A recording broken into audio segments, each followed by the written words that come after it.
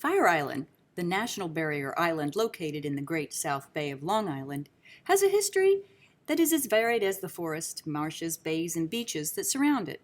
Its first inhabitants were the Native Americans that hunted whale and seal and made wampum from the shells easily found there. They called the island Siwanok, which means Isle of Shells. The Dutch settlers and others that followed used the island for whaling, oyster gathering, and hunting. Since the turn of the century till today, the beaches of Fire Island have offered clean air and escape from the trials of city living.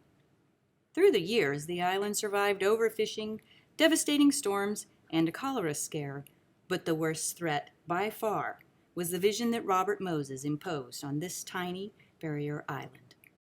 Now the situation is more or less desperate.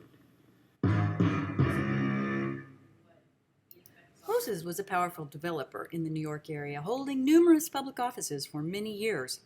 After the storm of 1962, Nelson Rockefeller, governor, organized a task force called the Temporary State Commission of Protection and Preservation of the Atlantic Shorefront. He appointed Robert Moses as its secretary, who had always had a dream of a beachfront highway, a highway that would have cut through the fragile and secluded communities of Fire Island. The island residents came together to protest the State Commission, saying that the task force's plans would not protect the island, but would instead use up 60% of the island's total area for a roadbed. Where once few cars drove, soon droves of cars would inundate and spoil this quiet island's delicate environment. The group formed the Citizens Committee for a Fire Island National Seashore, FINS for short. Lyndon B. Johnson's Wilderness Act of 1964 led to his signing of the bill that created the Fire Island National Seashore.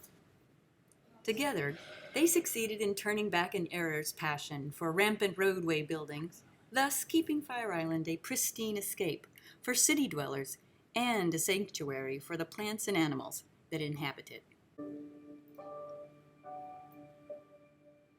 The two bills that I'm signing this morning are in the highest tradition of our heritage as conservators as well as users of America's bountiful natural endowments. This is a very happy and historic occasion for all who love the great American outdoors, and that, needless to say, includes me.